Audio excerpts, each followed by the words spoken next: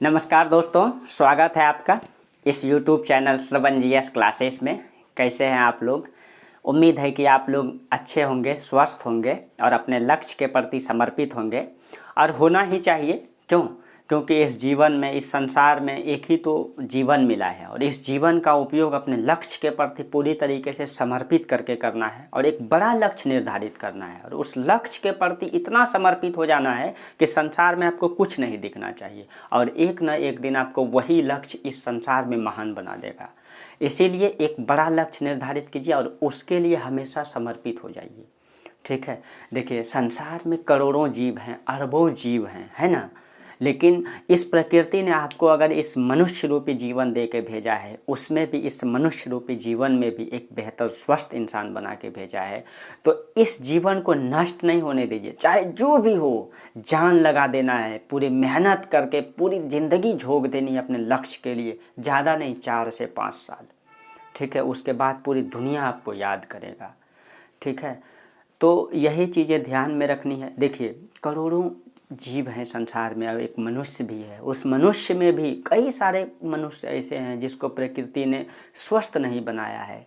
ऊपर वाले की ऐसी महिमा है कि उनको 2 आँख या 2 पैर, 2 हाथ ठीक से नहीं दिया है। वो तो प्रकृतिवश मजबूर हैं। लेकिन आपको अगर इस प्रकृति ने स्वस्थ बनाया है, एक बेहतर इंसान बनाया है, तो इस जीवन का बेहतर, इतना बेहतर उपयोग कीजिए कि पूरी संसार, पूरी दुनिया आपको याद रखे। और इस जीवन को बर्बाद नहीं होने देना है, अपने लक्ष्य के प्रति समर्पित कर देना है, चाहे जो भी हो। आजकल छोटे छोटे लोग अगर सोशल मीडिया में फेमस हो सकते हैं, तो आप मेहनत करके, अच्छी शिक्षा ले करके, अच्छा संदेश देने के लिए समाज में मेहनत ज़रूर कर सकते हैं। और इस जीवन को बर्बाद नहीं होने देना है। ठान लेना है कि मुझे इस संसार में कुछ बड़ा करना है और पूरे संसार को दिखाना है। ठीक है, और इस जीवन का बेहतर उपयोग करना है, बेहतर से बेहतर उपयोग करना है। याद रखिए, इस बेहतर जीवन को बनाने में गरीबी, असहाय कोई मायने नहीं रखता है, क्योंकि कमल का फूल हमेशा कीचड़ में ही फूलता है। ठीक है, और संसार में बड़े बड़े जितने भी विभूति हैं ना, वो सब के सब कीचड़ में खिला हुआ कमल का फूल है।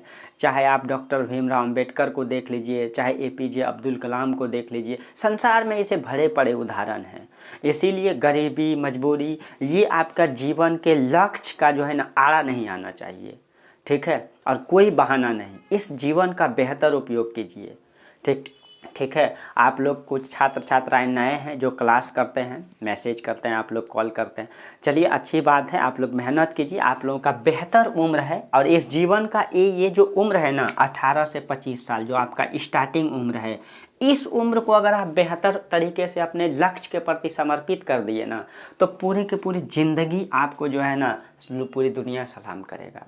अगर इस जीवन में कई सारी चीज़ें होती हैं, ये युवा अवस्था है, इसमें स्टूडेंट भटकते हैं, ये अलग अलग रास्ता चुन लेते हैं। लेकिन आपको याद रखिए, अगर इसके में जो है ना, आपका लक्ष्य सिर्फ और सिर्फ एक फोकस रहेगा ना, इस उम्र को, इस ताजगी भरे जीवन को, इस ताकतवर जीवन को, ज़्यादा नहीं 18 से 25 साल अगर ठीक तरीके से इस जीवन को लगा देंगे ना, तो कोई रोक नहीं सकता है। आपका कुछ भी उम्र हो, ठीक है, आपका 25 भी हो गया और 30 भी हो गया, कोई मायने नहीं है। 5 साल आपको ठीक तरीके से अपने लक्ष्य के प्रति देना है, हर चीज़ें त्याग करके, और सिर्फ आपको अपना लक्ष्य दिखना चाहिए। कोई भी नहीं रोक सकता है।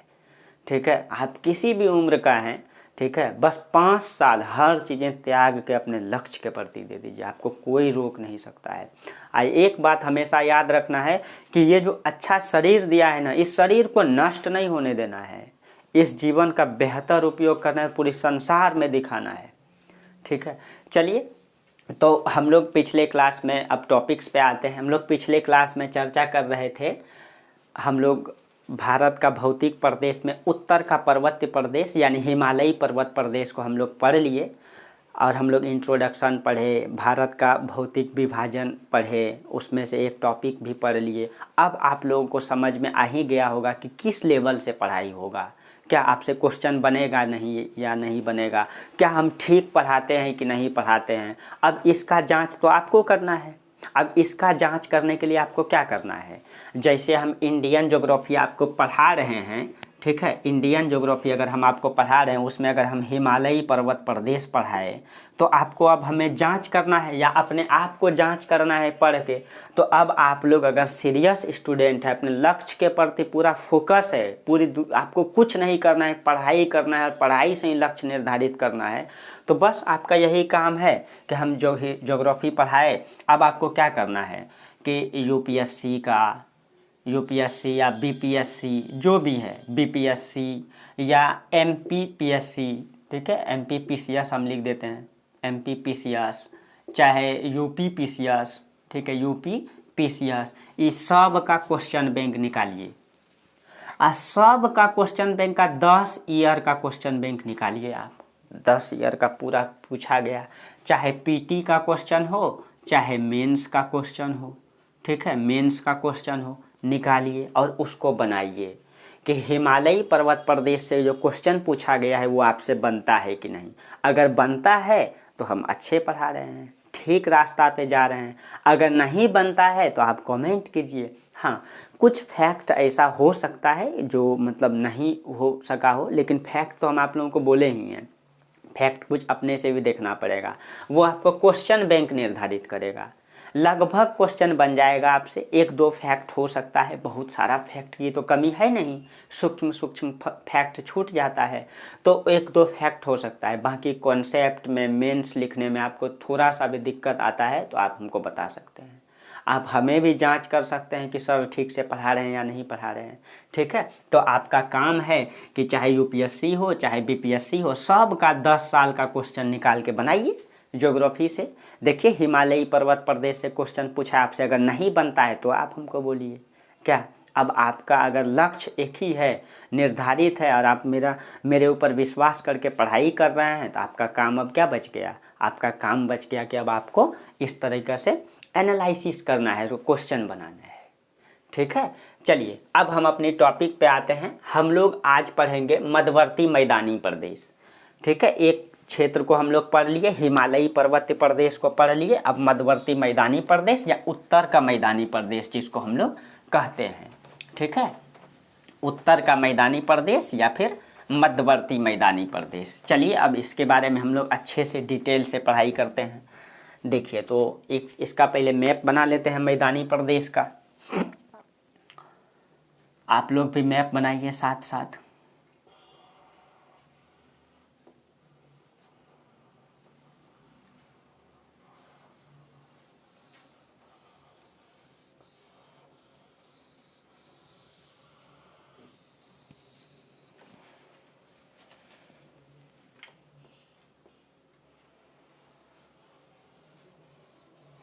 थोड़ा इधर टेढ़ा हो गया, कोई बात नहीं है, आप लोग उतना समझदार हैं।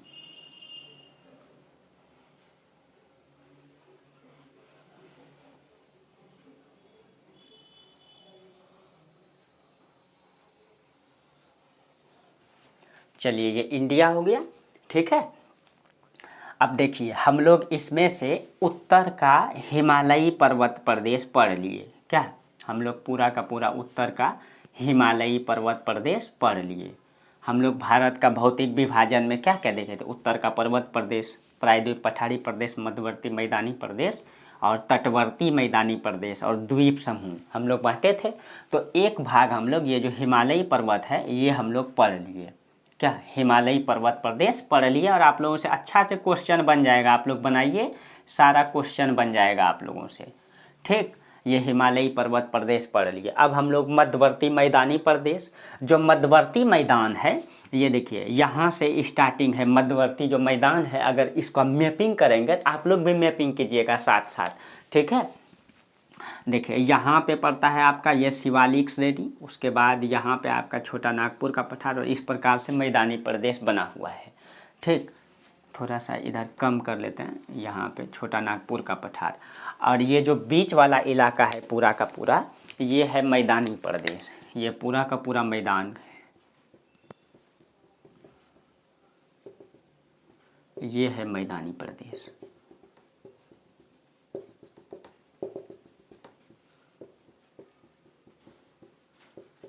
ठीक। ये अभी इसका मैपिंग, अभी डिवीज़न भी करेंगे इसका, यहाँ भी इसका भाग है, इस प्रकार से इसका भाग यहाँ भी है, ठीक, यहाँ भी इसका भाग है। तो ये है उत्तर का मैदानी प्रदेश, ठीक है। दक्षिण में प्रायद्वीप पठारी प्रदेश है, तो यही है उत्तर का मैदानी प्रदेश। अब इसी के बारे में हमको पढ़ना है। देखिए, हम आपको बोले थे, कुछ डाटा भी बताए थे आप लोगों को कि पूरे भारत का क्षेत्रफल कितना है, 32 लाख वर्ग किलोमीटर क्षेत्रफल, 32 लाख वर्ग किलोमीटर क्षेत्रफल में है। उसमें जो ये हिमालय का पर्वत प्रदेश है, हम आप लोगों को बोले थे 5 लाख वर्ग किलोमीटर क्षेत्रफल में ये फैला हुआ है, ठीक है, 5 लाख वर्ग किलोमीटर क्षेत्रफल। यानी कि उत्तर का हिमालयी प्रदेश पूरे भारत का लगभग 15% भूभाग में फैला हुआ है, 15% में। और जो प्रायद्वीप पठार है ये पूरे भारत का लगभग 50% भूभाग में फैला हुआ है, यानी लगभग 16 लाख वर्ग किलोमीटर क्षेत्रफल में है। 16 लाख वर्ग किलोमीटर क्षेत्रफल में प्रायद्वीप पठारी प्रदेश है। और उत्तर का जो भूभाग है, जो 5 लाख वर्ग किलोमीटर क्षेत्रफल में है, ये 15% भूभाग में विस्तृत है, ठीक है, 15% भूभाग में ये विस्तृत है। जो मध्यवर्ती मैदानी प्रदेश है, इसका क्षेत्रफल लगभग 7.5 लाख वर्ग किलोमीटर क्षेत्रफल है, जो पूरे भारत का लगभग 22%, 22% भूभाग में ये फैला हुआ है, 22.5% भूभाग में ये फैला हुआ है, ठीक है, 22.5% भूभाग में। तो देखिए, ऐसे आपको पूरा ध्यान रखना है, डाटा भी पूछेगा ना, आपको कोई दिक्कत नहीं होगा, आप एकदम अच्छे से मैपिंग से कर लेंगे क्लियर। तो उत्तर का पर्वत प्रदेश 15% भूभाग में, जो 5 लाख वर्ग किलोमीटर क्षेत्रफल में फैला हुआ है। पूरे भारत का क्षेत्रफल 32 लाख वर्ग किलोमीटर क्षेत्रफल। मध्यवर्ती मैदानी प्रदेश 7.5 लाख वर्ग किलोमीटर क्षेत्रफल में, जो 22.5% भूभाग में है। जो दक्षिण का प्रायद्वीप पठारी प्रदेश है, वो भारत का लगभग 16 लाख वर्ग किलोमीटर क्षेत्रफल, यानी 50% भूभाग में ये विस्तृत है। जो बाकी भाग बचा, वो इधर तटवर्ती मैदान है, और उसके बाद द्वीप समूह है, ठीक है, वो भी आता है। तो उसको बाकी उसके बाद बचा, देखिए 50, 20, 70 और 15, 85, बाकी जो बचा द्वीप समूह सब है, ठीक है। तो ये मध्यवर्ती मैदानी प्रदेश है। तो आप लोग पहला फिगर इसी को बनाइएगा, और जो दूसरा फिगर बनाइएगा हम इसी में बना देते हैं, लेकिन आप लोग दूसरा बनाइएगा, ठीक है। ये आपका पहला फिगर होगा। ये जो है, ये डाटा लिख लीजिएगा आप लोग, इसी मैपिंग में ही लिख लीजिएगा, और ये पहला फिगर ये बनाइए, ये वाला, ठीक है। उसके बाद आप लोग दूसरा फिगर बनाइए, जो हम इसी में बनाते हैं, क्योंकि हम मतलब बार बार बनाएंगे टाइम लगेगा, इसीलिए हम इसी में बनाते हैं। देखिए, यहाँ से निकलती है उत्तराखंड से गंगा नदी, और इस प्रकार से प्रवाहित होते हुए ये बंगाल की खाड़ी में गिर जाती है, BOB, बे ऑफ बंगाल, यानी बंगाल की खाड़ी में गिर जाती है, ठीक है। यहीं से निकलती है उत्तराखंड से ही यमुना नदी, और यहाँ पे पड़ता है इलाहाबाद में आके ये मिल जाती है, ठीक है, इलाहाबाद में मिल जाती है। और यहाँ से निकलती है ब्रह्मपुत्रा नदी, जिसको सांगपो कहते हैं, जो मानसरोवर झील से निकलती है, और इस प्रकार से ब्रह्मपुत्रा गॉर्ज होते हुए और ऐसे करके ये आके, सॉरी थोड़ा इधर गलती हो गया, बांग्लादेश होके ना गुजारना था, इधर पता नहीं चल पाया हमको, चलिए कोई बात नहीं है। और एक चीज़ उस क्लास में हम गलती बता दिए थे, आज याद आ गया तो आप लोगों को बता भी देते हैं। देखिए, ऐसे करके यहाँ आके मिल जाती है, ठीक। थोड़ा इसको और इधर बढ़ाना पड़ेगा, तब थोड़ा गलती हो गया, चलिए कोई बात नहीं है। इस प्रकार से यहाँ जाएगी, थोड़ा उत्तर चढ़ा हुआ है मिर्ज़ापुर के पास। ये क्वेश्चन इंटरव्यू में एक बार पूछा गया है। देखिए, ये गंगा नदी है, ऐसे करके आती, थोड़ा सा यहाँ मुड़ जाती है, उसके बाद यहाँ पे, यानी कि यहाँ पे उत्तर, दक्षिण से उत्तर जाता हुआ दिखाई देता है। और जहाँ दक्षिण से उत्तर जाता हुआ दिखाई देता है, इस प्रकार से यहाँ के यमुना ऐसे मिल जाती है, ठीक है। ये जो दक्षिण से उत्तर जा रही है, ये मिर्ज़ापुर पड़ता है यूपी में। ये इंटरव्यू में, UPSC का इंटरव्यू में पूछा गया क्वेश्चन है, ठीक है। मिर्ज़ापुर के पास ये दक्षिण से उत्तर प्रतीत होता है, क्योंकि ये ऐसे मुड़ा हुआ है। और ये जाके बांग्लादेश में मिल जाती है, किस में, ब्रह्मपुत्रा में। देखिए, पिछले क्लास में थोड़ा हम गलती बता दिए थे, ब्रह्मपुत्रा का नाम जो है बांग्लादेश में हम बता दिए थे पद्मा, ये गलत बता दिए थे। पद्मा न गंगा को न कहते हैं। आप लोग शायद ध्यान से देखते नहीं हैं और कमेंट भी आप लोग नहीं किए, ठीक है। तो आप लोगों को थोड़ा ध्यान देना चाहिए। अगर आप लोगों को नहीं था जानकारी तो अलग बात है, नए स्टूडेंट हैं तो, लेकिन जिनको जानकारी था उनको कमेंट करना चाहिए। या आप लोग सीरियस नहीं है पढ़ाई में शायद, ठीक है, तो सीरियस हो जाइए, ठीक है। बिना मेहनत बिना सीरियस का ज़िंदगी में कुछ नहीं प्राप्त होगा। हम हर क्लास में आप लोगों को कहते हैं सूक्ष्म मेहनत करना होगा, कंपटीशन ज़्यादा है, ठीक है। तो चलिए कोई बात नहीं है।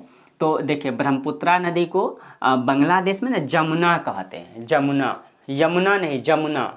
और जो गंगा नदी है इसको बांग्लादेश में कहते हैं पद्मा। और दोनों जब मिलती है तो उसके बाद जो धारा बनती है उसको मेघना कहते हैं। ये सब नदी में बताएंगे, अभी ज़्यादा चर्चा करने की ज़रूरत नहीं है। बस पिछले क्लास में गलती हो गया था तो आज हम सुधार दिए, ठीक है। चलिए तो ये ध्यान दीजिएगा आप लोग, ये मध्यवर्ती मैदानी प्रदेश है, ठीक। तो ये गंगा नदी और यही ब्रह्मपुत्रा नदी से बना हुआ ये नदी है। और यहाँ से एक नदी प्रवाहित होती है, यहीं मानसरोवर के पास से निकलती है और ऐसे करके ये गिर जाती है यहाँ आके। ये तीसरी नदी हो गया। तो ये नदी हो गया आपका सिंधु नदी, सिंधु नदी। ये हो गया ब्रह्मपुत्रा नदी, ब्रह्मपुत्रा नदी। देखिए ब्रह्मपुत्रा इसको भारत में कहते हैं, फिर से बोल दिए हम, तो हम ब्रह्मपुत्रा ही लिखते हैं, ठीक। ये हो गया गंगा और ये हो गया यमुना, यमुना। इसी नदियों से मुख्य रूप से उत्तर का मैदान बना हुआ है, मुख्य रूप से। एक सतलज नदी का भी योगदान है यहाँ पे, ठीक है, सतलज नदी का भी योगदान है। यहीं से निकलती है सतलज और इस प्रकार से यहाँ आके इसमें मिल जाती है, इसका भी योगदान है। तो यही मुख्य रूप से यही नदियां हैं जिससे उत्तर का मैदान या मध्यवर्ती मैदान, मध्यवर्ती मैदान इसीलिए कहते हैं क्योंकि दक्षिण में प्रायद्वीप पठार, उत्तर में पर्वत, बीच में मैदान है, इसीलिए मध्यवर्ती मैदान कहते हैं। उत्तर का मैदान इसको इसीलिए कहते हैं क्योंकि ये भारत का उत्तर में, देखिए यहाँ से कर्क रेखा गुजरती है, इसके उत्तर में है, इसलिए इसको उत्तर का मैदान कहते हैं, ठीक है। तो ये मैदान हो गया। ये आपका जो ये मैप, जो नदी वाला मैप हम बना रहे हैं, ये आपका दूसरा वाला मैप होगा। पहला मैप एकदम साफ साफ होगा, पहले बता दिए हैं, ठीक है। देखिए उसके बाद इसको जो डिवाइड किया गया है, यहाँ पे पड़ता है आपका इलाहाबाद। ये जो जहाँ मिला, जिसको प्रयागराज कहते हैं, अब ये हो गया आपका प्रयागराज, प्रयागराज, ठीक है, एक ही में है प्रयागराज। ये यहीं से ये गंगा नदी, यहाँ से इस गंगा को हम लोग 3 भागों में बांटे हैं। यहाँ से प्रयागराज से लेके ये वाला जो है ना, ये पर्वत जो है, ये अरावली पर्वत है, अरावली तक, ठीक है, अरावली तक। इसको हम लोग कहते हैं ऊपरी गंगा का मैदान। अब प्रयागराज से लेके बिहार की पूर्वी सीमा तक, बिहार की पूर्वी सीमा में यहाँ पे पड़ता है महानंदा नदी। यहाँ पे एग्जैक्ट नहीं, यहाँ पे मान लीजिए महानंदा नदी है जो गंगा में मिलती है, ठीक है, यह है महानंदा नदी, ठीक। तो बिहार की जो पूर्वी सीमा है ये महानंदा नदी, ये महानंदा नदी इलाहाबाद या प्रयागराज से लेके ये महानंदा नदी तक, इसको मध्य गंगा का मैदान कहते हैं, मिडिल गंगेटिक प्लेन, ठीक। यहाँ से लेके नीचे अगर यहाँ पे देखेंगे, जैसे गंगा नदी जो पश्चिम बंगाल है, यहाँ पे ये 2 भागों में वितरित हो जाती है। इसको वितरिका कहते हैं, हुगली नदी है ये, इसी का डिवाइड है ये, वितरिका है ये, ठीक है। ये सहायिका नहीं है, वितरिका है। नदी में सब बताएंगे एक एक करके, वितरिका सहायिका क्या होता है। नदी 2 भागों में बट गई है, तो ये वितरिका है, ठीक है।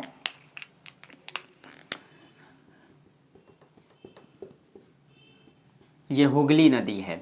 देखिए तो ध्यान रखिए, फिर से बताते हैं, ठीक।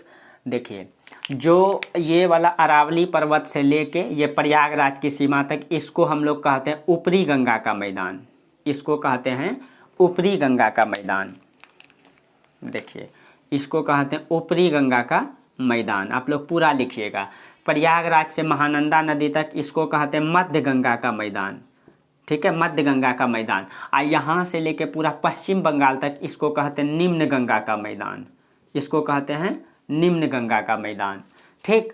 इसको ये जो है ये वाला भाग ये ब्रह्मपुत्रा नदी से बना हुआ है, इसीलिए इसको कहते हैं ब्रह्मपुत्रा का मैदान। इसको क्या कहते हैं? ब्रह्मपुत्रा का मैदान, ब्रह्मपुत्रा का मैदान, ठीक, या इसी को असम का मैदान भी कहते हैं, क्योंकि ये असम में फैला हुआ है, अधिकतर हिस्सा इसका असम में है, इसलिए इसको असम का मैदान भी कहते हैं। ब्रह्मपुत्रा नदी से बनी है, इसलिए इसको ब्रह्मपुत्रा का मैदान कहते हैं। उसके बाद अरावली से अगर इधर आएंगे तो सिंधु की सहायिका है ये नदी, सतलज नदी। तो इसके बाद यानी कि ये जो अरावली रेंज है, इसके बाद जो मैदान विस्तृत है, इसी को कहते हैं सिंधु का मैदान, इसी को कहते हैं सिंधु का मैदान। अभी इसको क्षेत्र विभाजन में और बांटेंगे, पहले इसी को समझ लीजिए।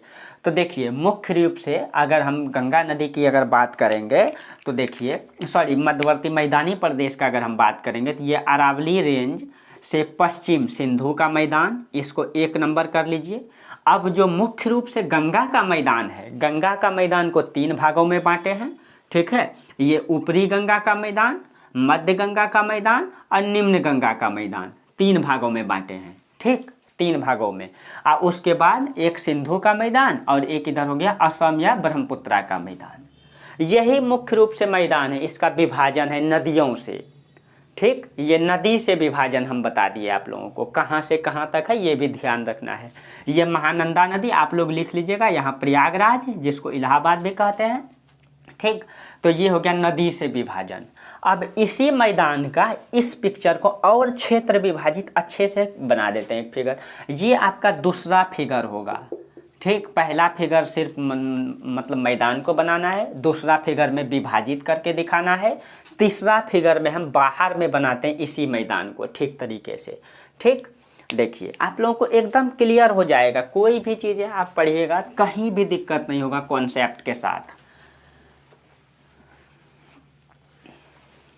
एक सेकेंड, चलिए अब इसका जो है अलग से मैप बनाते हैं आप लोगों के लिए बेहतर तरीके से, और आप लोग भी बनाइए।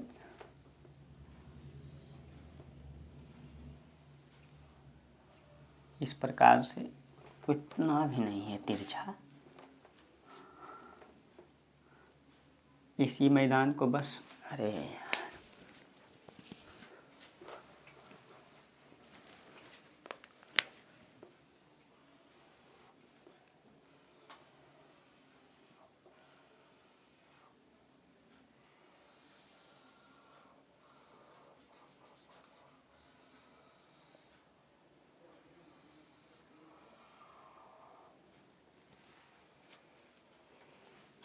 ये अरावली है, ठीक। उसके बाद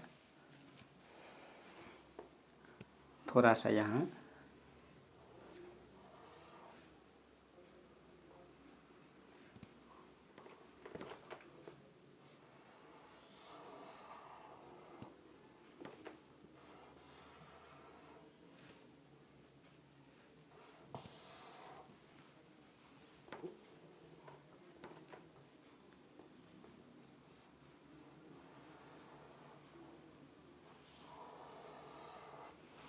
इस प्रकार से आपको बनाना है, ठीक है। ये मध्यवर्ती मैदानी भाग है, ठीक। अभी इसका डिवाइड भी करेंगे हम लोग, इसका विभाजन भी करेंगे, एक एक करके अभी समझेंगे। इसको क्षेत्र विभाजन में अभी हम लोग बांटेंगे, ठीक है। यहाँ पे लिख दीजिएगा मध्यवर्ती मैदानी प्रदेश, यहाँ पे, ठीक। तो लिखा हुआ ही होगा आपका, इसका विभाजन को आप समझ लीजिए। देखिए, ये एक विभाजन इसका यहाँ से किया गया है, एक विभाजन यहाँ से किया गया है। उसके बाद इधर तो असम का मैदान है ही, ठीक। और ये वाला भी विभाजित है, ये वाला, इसके नीचे वाला विभाजन है, थोड़ा ये तिरछा है। इस प्रकार से विभाजन है। देखिए, इसी को अगर हम बांटेंगे, इसी मैदान, यही मैदान को अलग से, तो इसको, ये वाला भाग जो है ना, इसको कहते हैं पंजाब हरियाणा का मैदान, पंजाब प्लस हरियाणा का मैदान इसको कहते हैं, हरियाणा का मैदान, ठीक। ये वाला भाग जो है राजस्थान में पड़ता है, इसलिए इसको राजस्थान का मैदान, इसको जो है ना राजस्थान का मैदान। ये वाला जो भाग है, ठीक है, ये कहते हैं ऊपरी गंगा का मैदान, या इसको पश्चिमी यूपी, पश्चिमी उत्तर प्रदेश में पड़ता है। ये राज्य के आधार पे बांट रहे हैं ना, तो ये पश्चिमी उत्तर प्रदेश यूपी का मैदान, ठीक। उसके बाद एक विभाजन तो इसका और है ना, पश्चिमी यूपी उसके बाद यहाँ से आ जाइए, इसमें जो है पूरा का पूरा पूर्वी यूपी प्लस बिहार शामिल है। पूर्वी यूपी, इसमें जो है पूर्वी यूपी प्लस पूरा का पूरा बिहार शामिल है, ये वाला भाग। ठीक, उसके बाद ये वाला जो इधर निकला हुआ है ये असम का मैदान, ये असम का मैदान। ठीक, उसके बाद वाला जो बचा ये पश्चिम बंगाल का, ये भाग पड़ता है आपका पश्चिम बंगाल में, तो ये पश्चिम बंगाल हो गया। देखिए इसको जो है स्टेट के आधार पे इस प्रकार से बांटे हैं। तो ये पंजाब हरियाणा का मैदान, ये पंजाब हरियाणा पड़ता है। राजस्थान का इलाका, ये देखिए राजस्थान में पूरा का पूरा मरुस्थल नहीं है। जब वहाँ नदी बताएंगे ना तो वहाँ की मुख्य नदियों के बारे में भी बताएंगे, वहाँ भी बाढ़ आता है। पूरा मरुस्थल नहीं है राजस्थान, पश्चिमी राजस्थान पूरा मरुस्थल है। ठीक है, तो वहाँ बताएंगे आप लोगों को। तो ये राजस्थान, फिर ये पश्चिमी यूपी, फिर पूर्वी यूपी प्लस बिहार, ये असम, ये पश्चिम बंगाल का मैदान। ठीक है, तो इस मैप को भी आप लोग बना लीजिएगा। ठीक है, अब देखिए तो ये वाला जो भाग है इसको यहाँ से यहाँ तक है। ठीक है, फिर यहाँ से जो है, फिर यहाँ से एक विभाजन यहाँ तक है, फिर यहाँ से यहाँ तक है, फिर यहाँ से यहाँ तक है ना। ये विभाजन है मैदान का। ब्रह्मपुत्रा का मैदान इधर ले लेते हैं हम, क्योंकि ये वाला मैदान तो यहाँ है ना, इसको यहाँ से यहाँ तक आइए, ब्रह्मपुत्रा का मैदान यहाँ है ना। देखिए ये वाला मैदान जो है सिंधु का मैदान, ये वाला मैदान जो है सिंधु का मैदान, ये हो जाएगा, ये सिंधु का मैदान, सिंधु का मैदान। ये वाला जो भाग है पश्चिमी यूपी वाला जो भाग है ये ऊपरी गंगा का मैदान, इसको कहते हैं हम लोग। ये ऊपरी गंगा का मैदान, गंगा का मैदान आप लोग पूरा लिखिएगा। ठीक, ये वाला भाग जो है मध्यवर्ती गंगा का मैदान, मध्यवर्ती गंगा का मैदान। ये वाला जो है निम्न गंगा का मैदान, निम्न गंगा का मैदान। आप लोग आप समझ गए होंगे कि जो सिंधु का मैदान है पंजाब हरियाणा राजस्थान, जो ऊपरी गंगा का मैदान पश्चिमी यूपी, जो मध्यवर्ती गंगा मैदान है पूरा का पूरा पूर्वी यूपी प्लस बिहार, जो निम्न गंगा का मैदान है ये पश्चिम बंगाल। अब बाकी ये असम का मैदान है, तो इसको या असम का मैदान बोल दीजिए या ब्रह्मपुत्रा का मैदान बोल दीजिए। इसको जो है ब्रह्मपुत्रा का मैदान बोल दीजिए या असम का मैदान बोल दीजिए। ठीक, या इसको असम का मैदान बोल दीजिए। ये हो गया। अब देखिए इसके बारे में कुछ डाटा भी लिखा देते हैं आप लोगों को। देखिए ये जो पूरा का पूरा मैदानी भाग है इसका पूरा का पूरा क्षेत्रफल कितना है, 7.5 लाख वर्ग किलोमीटर क्षेत्रफल में ये फैला हुआ है। ये पूरे भारत का लगभग 22% भूभाग में ये विस्तृत है। ठीक है, अभी लिखाएंगे भी आप लोगों को, फिर भी लिख लीजिएगा, नीचे लिखिएगा आप लोग। देखिए इसका जो पूरब से पश्चिम में जो विस्तार है, पूरब से पश्चिम लगभग 2400 किलोमीटर में ये फैला हुआ है, 2400 किलोमीटर में है। अगर हम उत्तर से दक्षिण बात करेंगे औसत रूप से जो है, देखिए अलग अलग जगह अलग अलग है इसका विस्तार।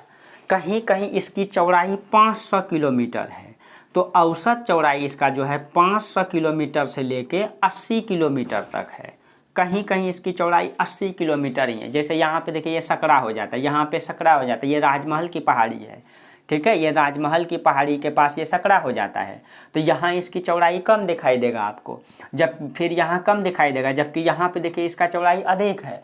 तो यहाँ इसकी चौड़ाई 500 किलोमीटर है, यहाँ इसकी चौड़ाई लगभग 80-90 किलोमीटर है। ठीक है,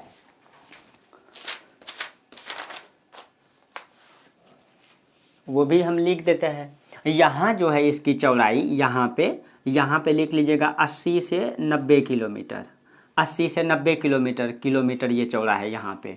ठीक, ये जो राजमहल के पास है, ये राजमहल की पहाड़ी छोटा नागपुर के ऊपर में पड़ता है, आप लोगों को पहले ही बता दिए हैं। यहाँ पे उसकी चौड़ाई है 160 किलोमीटर, यहाँ इसकी चौड़ाई 160 किलोमीटर। ठीक, और ये जो पूर्वी यूपी के पास जो है इसकी चौड़ाई बीच वाला भाग में, अगर यहाँ पे अगर हम देखेंगे ये वाला भाग लगभग 500 किलोमीटर चौड़ा है। ये बीच वाला भाग लगभग 200 किलोमीटर चौड़ा, यहाँ पे ये वाला भाग 200 किलोमीटर लगभग चौड़ा है। ठीक है। और इसकी जो औसत ऊंचाई है इसकी औसत ऊंचाई 150 किलोमीटर है, इसकी औसत ऊंचाई। तो आप लोग लिख लीजिएगा, चौड़ाई लिख लीजिएगा, इसकी चौड़ाई 500 से 500 किलोमीटर, यहाँ नहीं रुक जाइएगा, ऐसे लिखिएगा, इसकी चौड़ाई अधिकतम लिख दीजिएगा, अधिकतम 500 किलोमीटर, न्यूनतम 80 किलोमीटर लिख दीजिएगा, ठीक है, न्यूनतम 80 किलोमीटर, ठीक है। और औसत ऊंचाई समुद्र तल से, ये तो कम ऊंचा क्षेत्र है, जैसे हम हिमालय पर्वत में ऊंची ऊंची चोटियां बताए आप लोगों को, लेकिन ये कम ऊंचा क्षेत्र है, तो इसकी औसत ऊंचाई 150 किलोमीटर है। सॉरी, किलोमीटर नहीं, वो औसत ऊंचाई होता है मीटर में होता है ना, तो इसकी जो औसत ऊंचाई है 150 मीटर होता है, ठीक है। औसत ऊंचाई 150 मीटर है औसत रूप से, समुद्र तल से ऊंचाई, ठीक है। समुद्र तल कहाँ से, तो ये आपका पश्चिम बंगाल, मतलब बंगाल की खाड़ी से औसत ऊंचाई, समुद्र तल से औसत ऊंचाई, ये कुछ डाटा है।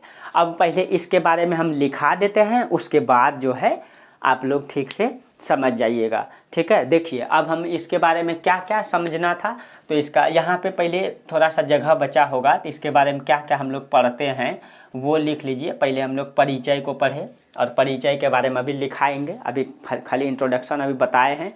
इसकी उत्पत्ति की प्रक्रिया को हम लोग समझेंगे, इसकी उत्पत्ति कैसे हुआ, उत्पत्ति की प्रक्रिया ऊपर में ही लिख दीजिएगा ये, ठीक है। जहाँ हेडलाइनिंग दिए है ना, आप लोगों को बार बार भी समझाए हैं कि कैसे बनाना है कॉपी। तो देखिए जैसे ये कॉपी है, ठीक, ये कॉपी है, तो यहाँ हाशिया छोड़ देना है दोनों साइड, यहाँ ऊपर में छोड़ देना है। उसके बाद यहाँ हेडलाइनिंग देना है मध्यवर्ती मैदानी प्रदेश, ठीक। उसके बाद ये हेडलाइनिंग दिए, उसके बाद क्या क्या लिखाएंगे, परिचय, तो यहाँ लिखिएगा परिचय, ठीक। उसके बाद उत्पत्ति की प्रक्रिया, तो लिखिएगा आप लोग। फिर उत्पत्ति की प्रक्रिया के बाद हम लोग इसी में संरचनात्मक विशेषताएं पढ़ेंगे, संरचनात्मक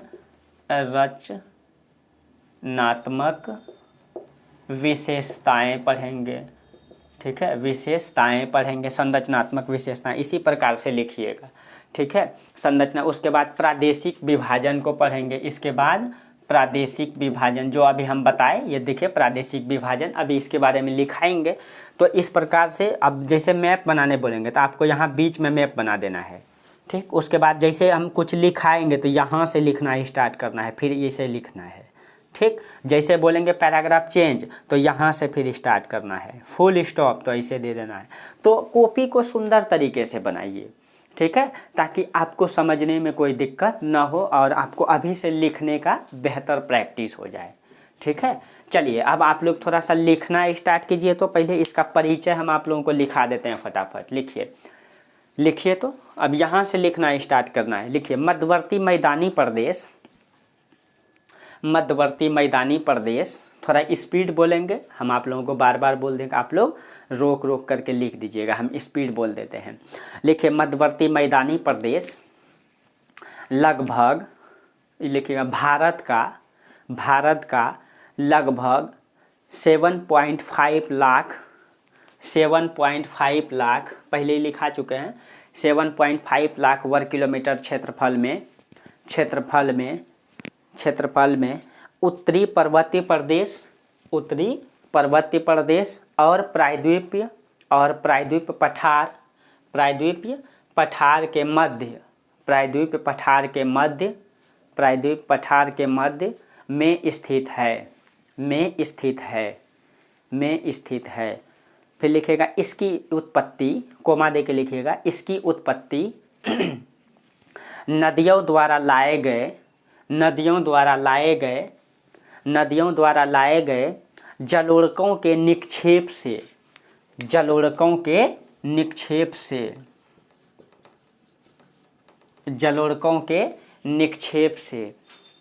हुई है। अतः यह निक्षेपित बाढ़ का मैदान के रूप में है। अतः यह निक्षेपित बाढ़ का मैदान के रूप में है। फिर पुण्य विराम दीजिएगा, फिर पैराग्राफ चेंज करके लिखिए इसकी औसत ऊंचाई 50 से 300 मीटर है। हम आपको कितना बताए थे, 50 से 150 मीटर ना। तो कहीं कहीं औसत रूप से हम बता रहे हैं, कहीं 50 है कहीं 300 भी है, तो औसत रूप से 50 से 300 मीटर लिख दीजिए। तो इसकी औसत ऊंचाई 50 से 300 मीटर है। अतः यह भारत का अपेक्षाकृत कम ऊंचा भौतिक प्रदेश है। मैदानी प्रदेश है तो ऑटोमेटिक है, ये पहाड़ी प्रदेश ऊंचा पहाड़ है, ये पठार है तो ऊंचा है। मध्यवर्ती मैदानी प्रदेश कम ऊंचा है, यानी कि समुद्र तल की तुलना में। ठीक है, देखिए ऐसे समझिए, जैसे मान लीजिए ये पहाड़ है ना, ये पहाड़ है, उसके बाद पहाड़ के नीचे पठार, देखिए ये पहाड़, उसके बाद पठार, उसके बाद मैदान, उसके बाद समुद्र। तो ये समुद्र, देखिए ये मान लीजिए ये समुद्र हो गया।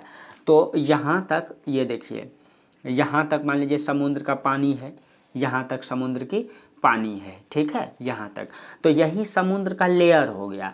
यहीं से नापेंगे, ये मैदान है ना, ये क्या है, ये मैदान, ये पठार, ये पर्वत। अब देखिए, तो मैदान क्या है, इससे कम ऊंचा है, थोड़ा ऊंचा है। मैदान पूरे प्लेन तो है नहीं, थोड़ा था ऊपर खाबर तो होता ही है, कहीं आप लोग समझ ही रहे हैं। तो यहाँ से मैदान सबसे नीचे, उसके बाद पठार उससे ऊपर। इसका मतलब ये जो पठारी प्रदेश है औसत रूप से ऊंचा होगा मैदान से। आज जो पर्वत है ऊंचा है, और तो हम आप लोगों को कितना ऊंचा 8000 मीटर ऊंची चोटी बताए, जबकि मैदानी प्रदेश की औसत ऊंचाई 50 से 300 मीटर है। कितना अंतर है, बस यही। तो यहाँ से इसकी ऊंचाई कम है, मैदान है। ठीक है, चलिए, तो हम लिखा रहे थे इसकी औसत ऊंचाई 50 से 300 मीटर है। अतः यह भारत का अपेक्षाकृत कम ऊंचा भौतिक प्रदेश है। यहाँ तक लिखा दिए, जहाँ उच्चावच विषमताएं कम पाई जाती है। उच्चावच विषमता है का मतलब हो गया, ये जो मैदान है, मैदान जो ऊंचा नीचा है, कम है ना। जैसे पहाड़ में जाएंगे तो उच्चावच ज़्यादा मिलेगा, क्योंकि कोई चोटी खूब ऊंचा है, कोई चोटी कम ऊंचा है। लेकिन मैदान तो पूरा प्लेन है, इसमें थोड़ा सा उच्चावच है, कहीं ऐसे करके बन गया है मैदान, कहीं थोड़ा सा ऊंचा बना है, तो इसमें अंतर कम, यही उच्चावच हो गया। ये दोनों उच्चावच में अंतर है, ये थोड़ा कम है, ये ज़्यादा है, लेकिन ज़्यादा अंतर नहीं मिलेगा आपको। इस प्रकार से मैदान बना हुआ है। खेत आप लोग समझ ही रहे हैं, लेकिन पहाड़ में ऊंची चोटियाँ, कोई छोटी ऊंची चोटी, कितना अंतर होता है उच्चावच में। ठीक है, तो यही उच्चावच, एक चीज़ों को समझना है। देखिए, तो उच्चावच विषमताएं कम पाई जाती है। फिर पूर्ण विराम दीजिएगा, पैराग्राफ चेंज करके लिखिए। संरचनात्मक दृष्टि से यह जलोढ़ संरचना निर्मित क्षेत्र है, जिसे क्वार्टरनरी संरचना, अब बार बार ये लिखाने की जरूरत तो है नहीं आप लोगों को, क्वार्टरनरी संरचना। ठीक है, कहीं पहले ही ये सब बता चुके हैं, क्वार्टरनरी टर्सरी क्या है। क्या आप लोग कॉपी उल्टा के बार बार रिवीजन कीजिएगा। ठीक है, क्वार्टरनरी संरचना कहते हैं इसकी उत्पत्ति नियोजोइक महाकल्प में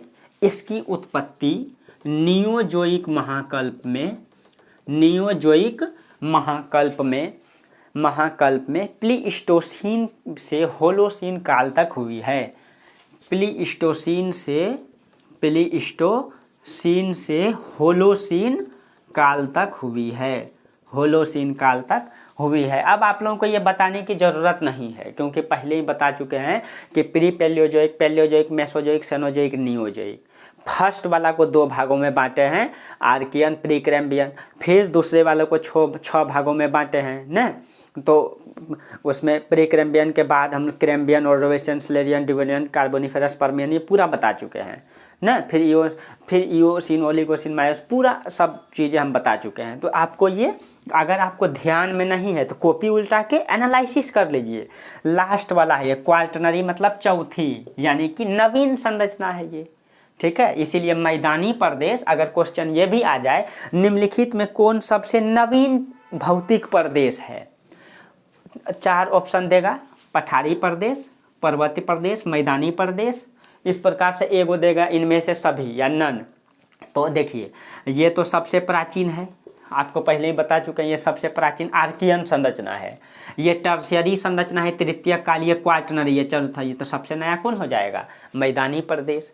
तो आपको कहीं डाउट नहीं होना चाहिए, ठीक है। आप लोग समझ ही रहे हैं सारा चीज़ जो शुरू से क्लास कर रहे हैं। तो चलिए, तो यहाँ तक आप लोग समझ गए। अब आप लोग हेडिंग दीजिएगा, मध्यवर्ती मैदान की उत्पत्ति। जैसे हम हेडिंग देने के लिए बोले तो आप लोग लिख रहे थे, अब आप लोग दीजिएगा यहाँ पे मध्यवर्ती मैदान की उत्पत्ति। अब हम यहाँ से आपको उत्पत्ति के बारे में बताएंगे, तो थोड़ा सा लिख लीजिए, फिर हम आपको समझाते हैं मध्यवर्ती मैदान की उत्पत्ति के बारे में। ये मैपिंग बना लिया आप लोग, लिखिए मध्यवर्ती मैदान की उत्पत्ति। लिखिए मध्यवर्ती मैदान की उत्पत्ति। मध्यवर्ती मैदान की उत्पत्ति हिमालय की नदियों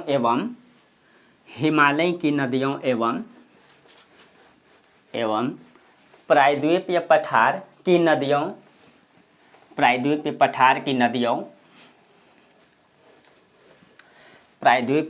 की नदियों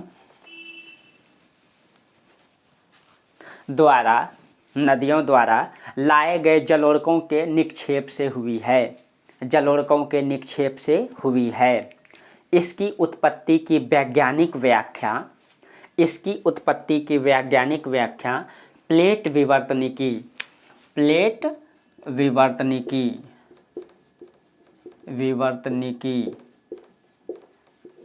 विवर्तनिकी सिद्धांत द्वारा की जाती है। देखिए राइटिंग में जो है ना गलती कम कीजिएगा, जितना अच्छा से लिखने का प्रयास कीजिएगा उतना अच्छा रहेगा एक एक चीज़ों को, ठीक है। और हमेशा कोशिश कीजिए कि आपका जो लिखने की शैली है वो बेहतर हो, थोड़ा सा लिखने में गलती कम हो, ठीक है। क्योंकि हिंदी ही आप गलत करेंगे इतना, मतलब क्योंकि ग्रेजुएट लेवल से आप एग्ज़ाम दे रहे हैं, तो इन सब चीज़ों में ध्यान दिया जाता है, उससे मार्क्स कटेगा।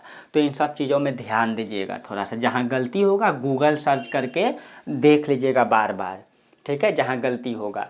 तो हम क्या बोले, मध्यवर्ती मैदान की उत्पत्ति को हम लोग पढ़ते हैं। मध्यवर्ती मैदान की उत्पत्ति हम क्या बोले, प्लेट विवर्तनिकी। तो प्लेट विवर्तनिकी तो आप लोगों को हम पहले भी समझा चुके हैं, लेकिन फिर एक बार समझा देते हैं। देखिए हम आप लोगों को बोले थे कि ये वाला जो है, ये वाला क्या है, ये भारत का प्रायद्वीपीय पठारी प्रदेश है, तो भारतीय प्लेट, ये मान लीजिए ये भारतीय प्लेट हो गया, ठीक है। ये भारतीय प्लेट जो है भारी है। इसके अपोजिट साइड में कौन सा प्लेट था, इसके अपोजिट साइड में ये हो गया यूरेशियन प्लेट। पहले भी आप लोगों को बता चुके हैं, ये यूरेशियन प्लेट, इसको था चौड़ा कर दीजिए,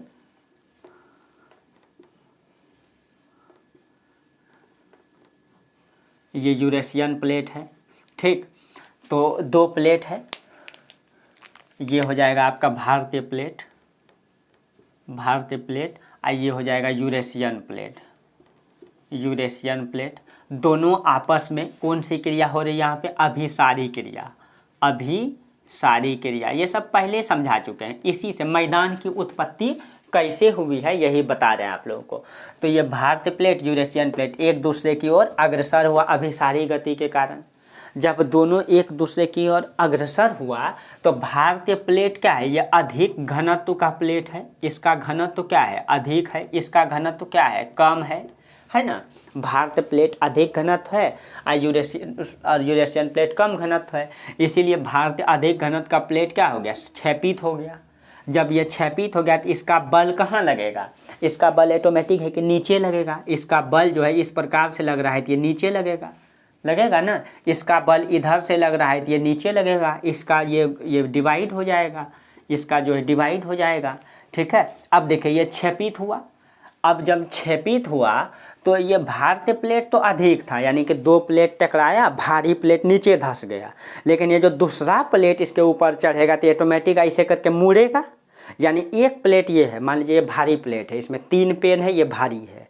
अब ये दोनों प्लेट टकराई, ये हल्का, इसमें एक ही पेन है, हल्का है ये। अब दोनों टकराया, ये जो भारी प्लेट है ये हल्का प्लेट के ऊपर में क्या नीचे क्षैपित हो गया, ये ऐसे क्षैपित होकर मुड़ गया। लेकिन ये प्लेट तो इधर से ठेल रही है, ठेलेगी, लेकिन ये हल्का ऊपर चढ़ गया। अब इसको जाने का मौका नहीं मिलता, नीचे क्षैपित हो गया, इसलिए ये प्लेट ऐसे करके मुड़ जाएगी, ऐसे ये वाला मुड़ जाएगी, तो बीच में इसी ट्रेंच का निर्माण होगा। तो देखिए अब ये अधिक घनत्व का प्लेट, अब जो दूसरा फिगर बनेगा उसमें उसको मुड़ा हुआ दिखा देंगे। तो देखिए ये वाला भारतीय प्लेट, दूसरा फिगर, ये पहला फिगर हो जाएगा। उसके बाद दूसरा फिगर में देखिए तो ये भारतीय प्लेट, ये क्षैपित हो गया, अधिक घनत्व के कारण ये क्या हो गया, ये क्षैपित हो गया। लेकिन ये प्लेट यूरेशियन प्लेट है, ये क्या हो गया, मुड़ गया। ये मुड़ गया तो किसका निर्माण हुआ, ये मुड़ गया तो ये हिमालय का निर्माण हो गया ना, ये इधर मुड़ गया। ठीक है। अब देखिए ये जो है इसमें उत्थान हो गया, उत्थान हो गया। और उत्थान हुआ तो क्या बन गया, हिमालय। क्या बन गया, हिमालय। क्योंकि ये कम घनत्व का प्लेट था, ये क्या हो गया, ये क्षैपित हो गया। ये क्या हो गया, क्षैपित हो गया, क्षैपित। ये भारतीय प्लेट, ये यूरेशियन प्लेट, ये यूरेशियन प्लेट। अब देखिए ये इसमें वलन हुआ तो ये उत्थान हो गया, ये क्षैपित हो गया। अब देखिए जैसे ये क्षैपित हो गया तो ये बीच वाला भाग में, ये वाला जो भाग है ना, यही बन गया ट्रेंच, यही इसी को ट्रेंच या घाटी बन गया ये। अब देखिए ये जो घाटी बना, अब इस घाटी में क्या होगा, अब तीसरा फिगर बनाइएगा आप लोग। अब तीसरा फिगर यहाँ, ठीक है, छोटा बना देते हैं ये फिगर। देखिए ये भारत प्लेट ये क्षैपित हो गया, ठीक। यूरेशियन प्लेट मुड़ गया, ठीक। ये इस प्रकार से मुड़ गया, ये हिमालय का निर्माण हो गया, मान लीजिए ये इस प्रकार से। अब देखिए ये जो भारत प्लेट है ये ऊंचा है। अब ये दक्षिण में यही वाला भाग देखिए, इधर से ये गया और इधर से हिमालय, तो यहाँ मुड़ा तो ये हिमालय बन गया। हिमालय के नीचे यहीं पे ये ट्रेंच का निर्माण हुआ। अब देखिए ये घाटी बना तो हिमालय से जो नदियाँ निकलेगी, अब देखिए हिमालय से जो नदी निकलेगी इस प्रकार से ऐसे करके निकलेगी, यहाँ प्रवाहित होगी। प्रायद्वीप पठार से जो नदी निकलेगी यहाँ प्रवाहित होगी और अपने साथ में जो कंकर पत्थर तोड़ ताड़ के लाएगी और ये अपना गड्ढे में क्या कर देगी, जमा कर देगी। आप लोग देखे होंगे बारिश जब होती है घर में तो देखते होंगे आंगन में, जो गांव में है वो बखूबी समझते होंगे, गांव में है तो देखते होंगे आप लोग कि बारिश जहाँ होती है तो जो ऊंचा स्थान का मिट्टी होता है वहाँ हल्का हल्का वहाँ थोड़ा थोड़ा वहाँ छटाई स्टार्ट होती है, और जब गहरा क्षेत्र होता है वहाँ जाके मिट्टी जमा हो जाती है ना। और वो मिट्टी देखेगा एकदम हल्का होगा, महीन हो जाता है, देखे ही होंगे।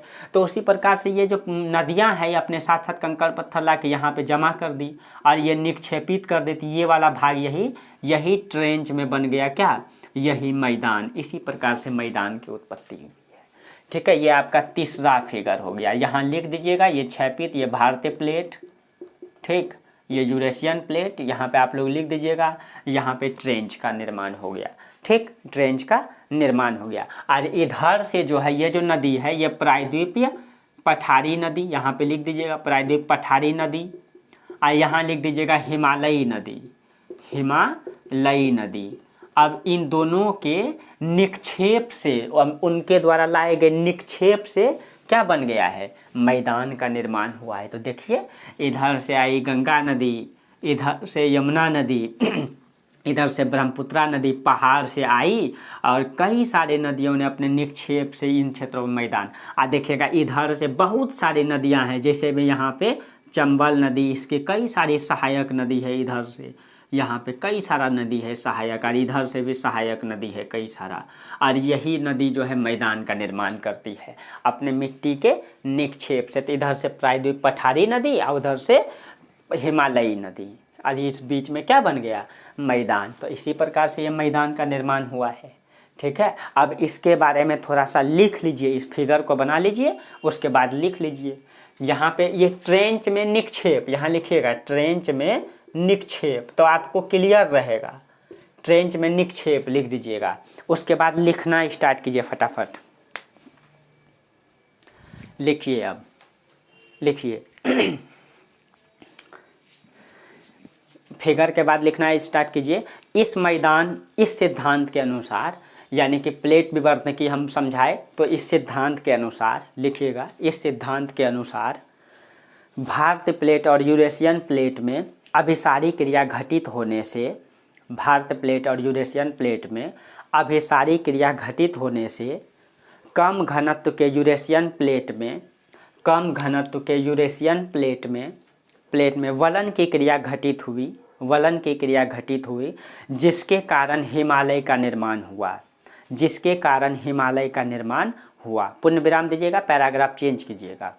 लिखिए, हिमालय की उत्पत्ति के साथ ही, हिमालय की उत्पत्ति के साथ ही अधिक घनत्व के भारतीय प्लेट में क्षेपण की क्रिया घटित होने से हिमालय के दक्षिण ट्रेंच, ब्रैकेट में दे दीजिए गर्त का निर्माण हुआ, गर्त का निर्माण हुआ। हिमालय की दक्षिण में गर्त का निर्माण हुआ। फिर पूर्ण विराम पैराग्राफ चेंज करके लिखिए, हिमालय के दक्षिण में निर्मित गर्त में, हिमालय के दक्षिण में निर्मित गर्त में हिमालय की नदियाँ और प्रायद्वीप पठार की नदियों दे दीजिएगा, नदियों द्वारा लाए गए जलोढ़कों के निक्षेप से मध्यवर्ती मैदान की उत्पत्ति हुई, मध्यवर्ती मैदान की उत्पत्ति हुई। वर्तमान में भी हिमालय में उत्थान की क्रिया घटित हो रही है, वर्तमान में भी हिमालय में उत्थान की क्रिया घटित हो रही है।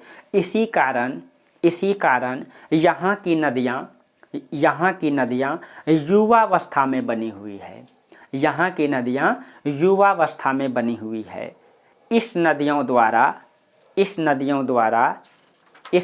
द्वारा हिमालय का तीव्र अपरदन जारी है, इस नदियों द्वारा हिमालय का तीव्र अपरदन जारी है।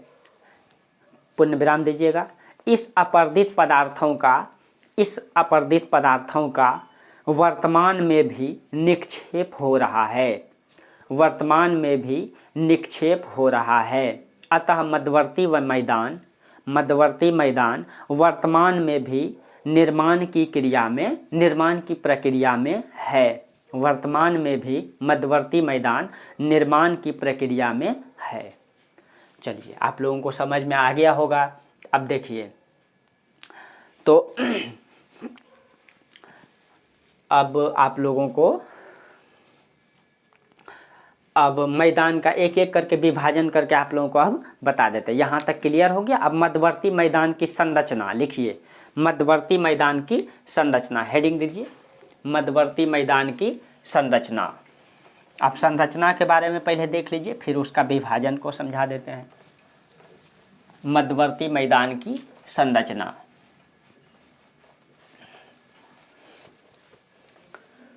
मध्यवर्ती मैदान की संरचना।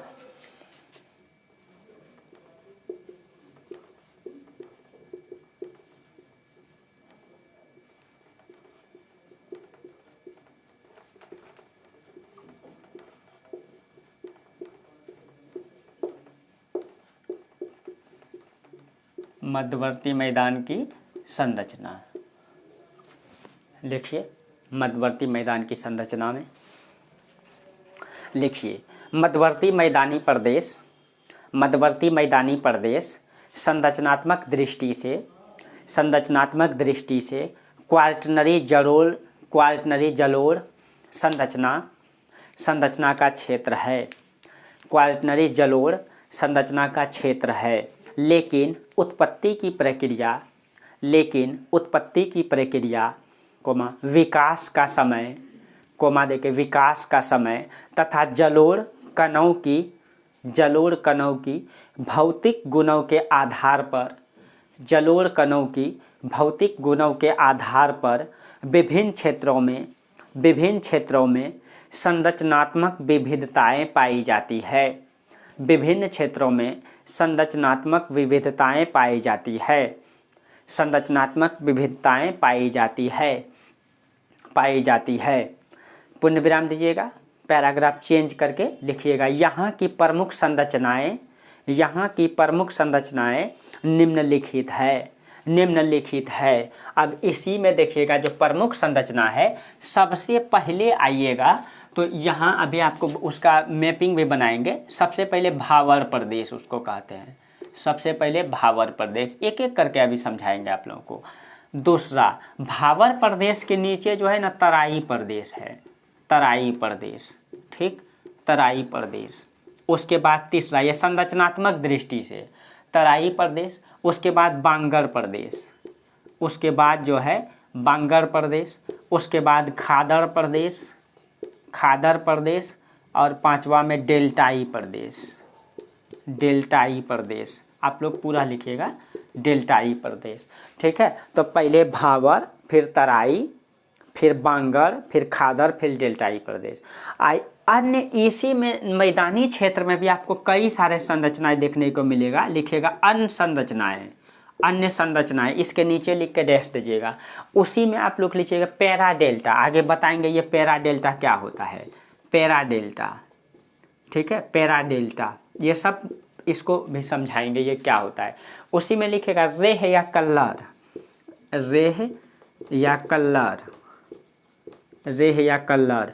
उसी में लिखिएगा भूण प्रदेश, भूण प्रदेश। उसी में धांड प्रदेश, इसी में आपको बताएंगे धांड क्या होता है, ये भूण क्या होता है, ये ज्योग्राफिकल नाम है, ठीक है। उसके बाद बेट भूमि, इसी में बताएंगे आपको बेट भूमि, ठीक है। इसी में आपको बताएंगे चौस भूमि, चौस भूमि इसी में, ठीक है। ये मतलब अन्य संरचनाएं हैं, मुख्य संरचना ये और अन्य संरचना ये है। ये सारा संरचना को हम लोग समझेंगे। देखिए अब ये अगले क्लास में हम लोग समझेंगे ये सारा संरचना, यहीं से स्टार्ट करेंगे भावर प्रदेश से, और पूरा का पूरा मैदान को एक एक करके क्लियर कर देंगे, ठीक है। आपको कोई दिक्कत नहीं होगा। तो चलिए आज हम लोग इस क्लास में यहीं तक रहने देते हैं, फिर हम लोग इससे आगे अगले क्लास में चर्चा करेंगे। आप लोग अच्छे से नोट्स बनाइए, जहाँ दिक्कत होता है कमेंट कीजिए, और नोट्स बना के हो सकता है टेलीग्राम पे आप लोग सेंड कीजिए, आप चेक करेंगे कैसा आप लोग की तैयारी है, ठीक है। और आप लोग विश्वास रखिए, भरोसा रखिए, कोई भी एग्ज़ाम में आपका कुछ भी नहीं छूटेगा। आप लोग इसका एनालिसिस आप लोग क्वेश्चन बैंक से कर सकते हैं, पिछले 10 ईयर का या जितना भी हो सकता है आपका मर्जी, क्वेश्चन बैंक निकालिए और देखिए क्वेश्चन बनता है कि नहीं आपसे ज्योग्राफी से।